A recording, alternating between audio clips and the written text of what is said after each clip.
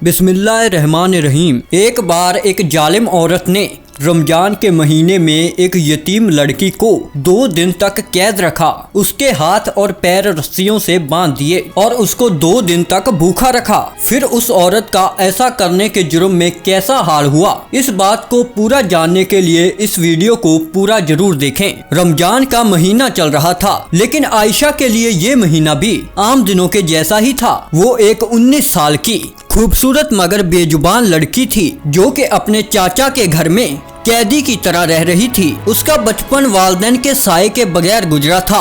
जब से उसने होश संभाला था, सिर्फ जुल्म और ज्यादती ही उसकी किस्मत और जिंदगी बन गई थी। चाची उसे सुबह रोशनी होने से पहले ही जगा देती थी और दिन भर का सारा काम उसके जुम्मे डाल देती थी। बर्तन धोना, घर की सफाई करना, खाना पकाना, कपड़े धोना, हर काम वो आयशा के लिए लाजमी था। मगर वो कभी भी शिकायत नहीं करती और ना ही अपना दर्द बयान करती थी, क्योंकि वो गूंगी थी।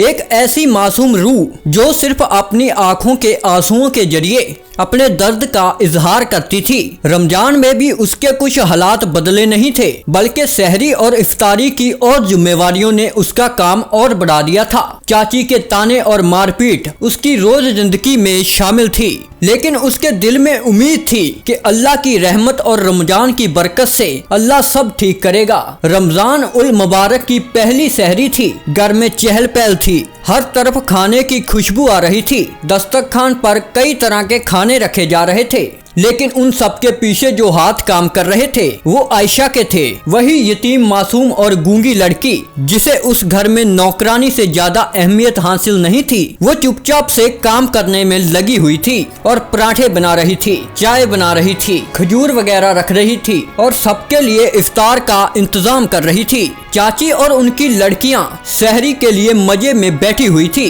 जब सब खा पी कर उठ गए तो चाची ने किचन में जाकर बचा खुचा खाना इकट्ठा किया और आयशा के आगे रख दिया। वो चुपचाप से रोटी के सख्त टुकड़ों और बची खुची चटनी को देखती रही और दिल में एक बार अपने नसीब के बारे में आ भरी, लेकिन फिर भी उसने शिकायत नहीं की और खामोशी से खाने लगी। आयशा का हाल ऐसा था कि चाची की बेटियों के पुराने घिसे कपड़े ही उसका नसीब थे। चाची की लड़कियां जब भी नए कपड़े खरीदती, पुराने फटे हुए कपड़े जो कि जगह जगह से धागे निकले हुए थे, आयशा को दे देती। वो कभी जिद नहीं करती, जो भी मिलता पहन लेती, लेकिन उसके दिल में एक छोटी सी ख्वाहिश जरूर थी कि काश उसके पास भी ऐसे अच्छे कपड़े होते। एक दिन रमजान में चाची और उसकी लड़कियां बाजार से खरीदारी करके आई और बड़े बड़े ब्रांड शॉपिंग बैग्स हाथों में लिए खुशी खुशी घर में दाखिल हुई। सबने अपने नए नए कपड़े देखने शुरू कर दिए। आयशा जो किचन में बर्तन धो रही थी, नजर बचाकर उन शानदार लिबास की तरफ देखने लगी। वो खूबसूरत रंग, वो खूबसूरत कढ़ाई, वो कीमती कपड़ा, ये सब कुछ देखकर उसकी आंखों में चमक आ गई। दिल में एक ख्वाहिश लगी कि काश उसके पास भी ऐसे खूबसूरत कपड़े होते। उसी वक्त चाची की नजर उस पर पड़ी। उसने गुस्से में आंखें निकाली और सख्त लहजे में बोली, अरे आयशा, क्या कर रही हो? जल्दी से जाकर अपना काम करो, मेरी बेटियों के कपड़ों को नजर मत लगाओ। आयशा फौरन चौंक कर पीछे हट गई। उसकी आंखों में आई चमक एक पल में बुझ गई। उसने जल्दी से अपने आंसू साफ किए और चुपचाप वहाँ से निकल गई। वो फिर से किचन में जाकर बर्तन धोने लग गई, लेकिन उसका दिल एक अजीब सी उदासी में डूब गया। ये सब तैयारी दरअसल चाची की बेटी के रिश्ते के लिए हो रही थी। उसके लिए एक अच्छा रिश्ता आया था और चाची चाहती थी कि यह सब कुछ बेहतरीन तरीके से हो। पूरे घर में खुशी की लहर थी, लेकिन आयशा के लिए ये कुछ भी नहीं था सिवाय काम और जुल्म और सब्र के। लेकिन किस्मत को कुछ और ही मंजूर था। रमजान के दिन थे, मगर आयशा की जिंदगी कोई आसान नहीं थी। दिन बर दिन उस पर जुल्म बढ़ता जा रहा था। चाची का रवैया और सख्त हो रहा था। वो मामूली सी गलती पर भी उसे डांट देती थी, बेवजह मारती और दिन भर का काम उस पर झोंक देती। उसकी बेटी भी अपनी माँ से कम नहीं थी। वो अक्सर आयशा को ताने देती, उस पर हुक्म चलाती और अपने फटे पुराने कपड़े जबरदस्ती उसके हवाले कर देती। एक दिन रेहाना बेगम ने सख्ती से आयशा को इशारा करते हुए कहा, सुन, कल मैमुना के रिश्ते वाले आ रहे हैं, तो खबरदार, तुमने उनके सामने आने की जुर्रत की। अगर मैंने तुझे जरा भी इधर उधर देखा तो अच्छा नहीं होगा। आयशा ने खामोशी से सर झुका लिया। वो कुछ कह भी नहीं सकती थी, बस अपने आंसू अंदर ही अंदर पी गई। अगले दिन मगरिब के बाद रिश्ते वाले आ गए। पूरा घर चमक रहा था। रेहाना बेगम और मैमुना ने महंगे जोड़े कपड़े पहने हुए थे। हर तरफ खुशबुएं बिखरी हुई थी। मेहमानों के लिए खास प्रबंध किया गया था। लड़के की माँ और बहन, लड़का खुद भी मौजूद था। सब हंसी मजाक में लगे हुए थे, लेकिन आयशा को हुक्म था कि वो किचन में ही रहे। मैमुना ने चाय तैयार की और ट्रे में रखकर मेहमानों की तरफ बढ़ने लगी, मगर उसका पैर कालीन से फिसल गया और गर्म चाय का कप सीधा उसकी माँ की तरफ गिरा। अरे आयशा, जल्दी से आओ, रेहाना बेगम ने सख्ती से ऊंची आवाज में पुकारा। ये आदतन कहा गया जुमला था, क्योंकि घर में कोई भी काम हो आवाज आयशा को दी जाती थी। जैसे ही रेहाना बेगम ने आवाज दी, आयशा बिना कुछ सोचे समझे दौड़ती हुई मेहमानों के सामने आ गई और जैसे ही वो मेहमानों के सामने आई, सब हैरान हो गए। आयशा ने मैले मगर सलीके से इस्त्री किए हुए कपड़े पहने थे, मगर उसकी मासूमियत और खूबसूरती को कम नहीं कर सके। उसके चेहरे पर कोई भी मेकअप नहीं था, लेकिन वो नूर से चमक रही थी। उसकी बड़ी बड़ी आंखें, लंबे घने बाल और मासूम चेहरा, सब कुछ एक मुकम्मल हुस्न का नमूना था। लड़के की माँ ने बेइख्तियार होकर पूछा, ये लड़की कौन है? रेहाना बेगम घबरा गई और जल्दी से बोली, ये हमारी कामवाली है, ये गूंगी है। लड़के की माँ चंद लम्हे खामोश रही, फिर आयशा की तरफ देखकर आहिस्ता से कहा, ये भी अल्लाह की मखलूक है, खामोशी एक नेमत होती है। ये जुमला सुनते ही रेहाना बेगम के पैरों तले जमीन निकल गई। वो जानती थी कि लड़के वाले अब सोचने पर मजबूर हो गए हैं। लड़के की नजरें बार बार आयशा पर जा रही थी और ये बंजर मैमुना बर्दाश्त नहीं कर पा रही थी। कुछ देर बाद लड़के की माँ ने मुस्कुरा कर बोला, हम सोचकर जवाब देंगे। ये सब कहकर वो वहाँ से रुखसत हो गए। दरवाजा बंद होते ही रेहाना बेगम का पारा चढ़ गया।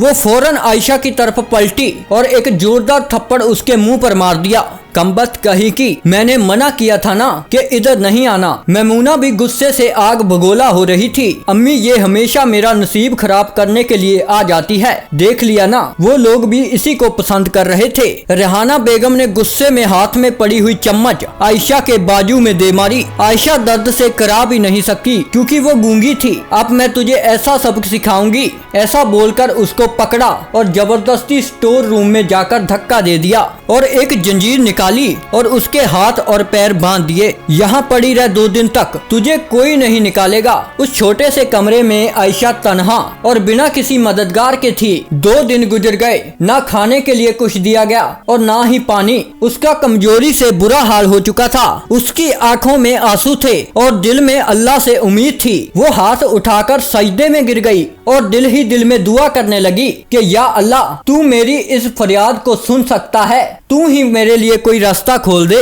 अगर ये जुल्म मेरी किस्मत में लिखा है तो मुझे सब्र दे। अगर मेरे लिए कोई रास्ता है तो मुझे यहाँ से निकाल दे। कहीं दूर से अजान की आवाज आ रही थी। आयशा को इस रूम में कैद हुए 2 दिन से ज्यादा गुजर चुके थे। उसके हाथ और पैर सूज चुके थे, जिस्म पर नीले निशान पड़ चुके थे और कमजोरी की वजह से वो बड़ी मुश्किल में सांस ले रही थी। भूख और प्यास ने उसकी हालत खराब कर दी थी। उसकी जुबान तो नहीं थी, लेकिन दिल की पुकार सीधी अर्श तक जा रही थी। या अल्लाह, तू सब देख रहा है। मैं किसी से कुछ कह भी नहीं सकती, लेकिन तू मेरा हाल जानता है। तू मुझे हिम्मत और सब्र दे। 2 दिन बाद रेहाना बेगम ने दरवाजा खोला। बाहर आ और सुन, ज्यादा नखरे नहीं दिखाना वरना फिर से बंद कर दूंगी। आयशा बड़ी मुश्किल से लड़खड़ाते हुए कदमों के साथ बाहर निकली और 2 दिन की कैद और भूख प्यास ने उसे बेहद कमजोर कर दिया था। उसका सर चकरा रहा था, मगर जैसे ही उसने देखा कि घर के सारे काम बाकी है तो वो बिना कुछ कहे दोबारा अपने रोजमर्रा के कामों में लग गई। वो चूल्हे के पास खड़ी थी और रोटियां बनाने की कोशिश कर रही थी, मगर हाथों में पड़े जख्मों की तकलीफ बर्दाश्त करना बहुत मुश्किल हो चुका था। जैसे ही उसने बेलन पकड़ा, जख्म की जलन से उसकी आंखों में आंसू आ गए, मगर वो जानती थी कि अगर उसने काम छोड़ा तो चाची फिर से जुल्म ढाएगी। उसने चुपचाप से अपने जख्मों को सी लिया और काम में लग गई। रेहाना बेगम को कोई भी परेशानी नहीं थी, ना ही रमजान के महीने का एहसास था। वो आयशा को सख्त अल्फाज में बोलती रही जैसे वो कोई इंसान नहीं, महज एक बोझ हो। उधर मैमुन की बेचैनी बढ़ती जा रही थी। रिश्ता आए 2 दिन हो चुके थे मगर ना कोई फोन आया, ना कोई जवाब मिला। वो हर बार अपनी माँ से पूछ रही थी, अम्मी उन लोगों ने अभी तक कोई जवाब क्यों नहीं दिया?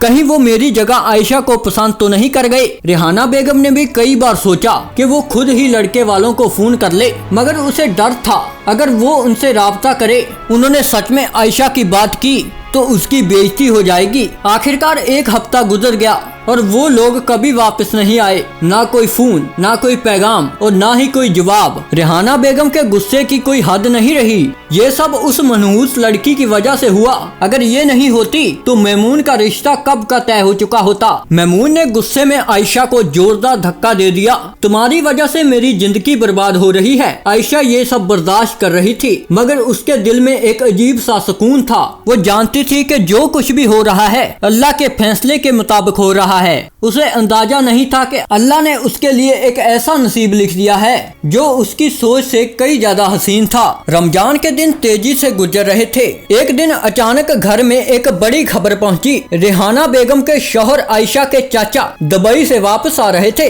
वो एक नेक दिल और नरम मिजाज के इंसान थे। वो हर साल रमजान के महीने में आते थे लेकिन ज्यादातर वक्त अपने कारोबार में रहते थे और घर की सारी जिम्मेवारी मुकम्मल तौर पर रेहाना बेगम को उन्होंने दे दी थी। उन्हें कभी ये इल्म नहीं हुआ कि उसकी गैर मौजूदगी में आयशा पर क्या बीती है। जैसे ही वो घर पहुँचे रेहाना बेगम ने फौरन अपनी चालाकी दिखाई और आयशा को फौरन अच्छे कपड़े पहना दिए और एकदम उससे मीठे लहजे में बात करने लगी। बेटा आयशा, देखो तुम्हारे चाचा आए हैं, उनके लिए चाय बना दो। आयशा हैरान हो गई। ये औरत जो हमेशा से मुझ पर जुल्म करती थी अचानक इतनी नरमी से बात क्यों कर रही है? मगर वो खामोश रही और जाकर चाय बनाने लगी। चाचा ने आयशा को देखा और प्यार से उसके सर पर थपथपाया। कैसी हो बेटा, सब ठीक तो है ना? आयशा कुछ बोल नहीं सकती थी लेकिन उसकी आंखों में एक अजीब सा दर्द था जो उसके चाचा महसूस नहीं कर पाए। कुछ दिन बीत गए। वही लड़का जो मैमून के लिए रिश्ता लेकर आया था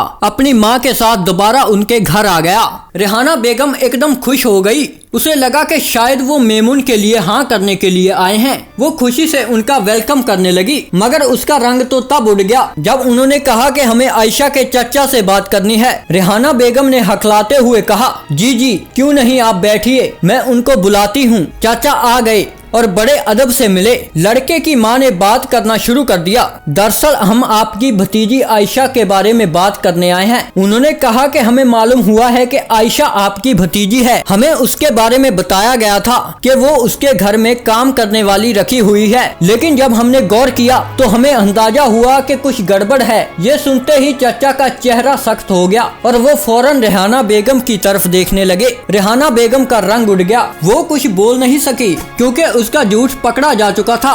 चाचा ने गहरी सांस ली और कहा, आयशा मेरे मरहूम भाई की बेटी है, मेरी अपनी भतीजी। ये बचपन से यतीम है और हमारे साथ रह रही है। ये सुनकर लड़के की माँ की आंखों में हल्की सी नमी आ गई। वो बोली, हमें अंदाजा हो गया था कि इस मासूम बच्ची के साथ अच्छा सलूक नहीं हो रहा है। हमें इसका दुख महसूस हुआ और मेरे बेटे ने फैसला किया कि वो आयशा से ही निकाह करना चाहता है। ये सुनते ही पूरे घर में सन्नाटा छा गया। मैमूना जो के अंदर बैठी हुई थी वो ये सब सुनकर गुस्से में बाहर आ गई और चिल्लाकर बोली, क्या आप मेरी जगह इस गूंगी को अपनी बीवी बनाएंगे? रेहाना बेगम ने फौरन उसे चुप करवाने की कोशिश की लेकिन चचा अब सब कुछ समझ चुके थे। उनकी आंखों में गुस्सा था। रेहाना, क्या ये सच है? तुमने आयशा को घर में काम वाली बनाकर रखा हुआ था? रेहाना बेगम कुछ बोल नहीं सकी। उसकी जुबान जैसे बंद ही हो गई थी। लड़के ने आगे बढ़कर कहा, चाचा जी मैं किसी और से नहीं बल्कि आयशा से शादी करना चाहता हूँ। मुझे इसकी मासूमियत और सादगी पसंद है। अगर आप इजाजत दे तो मैं फौरन निकाह करना चाहूँगा। ये सुनते ही रेहाना बेगम और मैमून के चेहरे से हवाएं उड़ गई। आयशा की आंखों में आंसू आ गए। उसकी पूरी जिंदगी जुल्मों सितम में गुजरी थी मगर आज अल्लाह ने उसके लिए दरवाजा खोल दिया था जिसका उसने कभी ख्वाब में भी नहीं सोचा था। चंद दिन गुजरे और रमजान के बाद आयशा की शादी हो गई। आयशा की शादी के कुछ टाइम बाद मैमूना की भी शादी एक अमीर घराने में हो गई। वो लोग बहुत दौलतमंद तो थे मगर उनके दिल पत्थर के थे। वो मैमूना से नौकरानियों की तरह काम करवाया करते थे। उसे बात बात पर जलील किया जाता था और कभी कभी मारा पीटा भी जाता था। जब ये खबर रेहाना बेगम को मिली तो उस पर तो जैसे क़यामत गुजर गई। वो भागती हुई अपनी बेटी के पास पहुंची, मगर जब उसे इस हाल में देखा तो उसकी अपनी जान पर बिजली गिर गई और वो चीखने की कोशिश कर रही थी, मगर उसके मुंह से एक लफ्ज भी नहीं निकला। रेहाना बेगम गूंगी हो चुकी थी। आज वो सब उसकी बेटी पर पलट आया था। अल्लाह के इंसाफ में देर हो सकती है मगर अंधेर नहीं। अगर आपको ये वीडियो पसंद आई तो हमारे चैनल को सब्सक्राइब करें और वीडियो को लाइक और शेयर जरूर करें।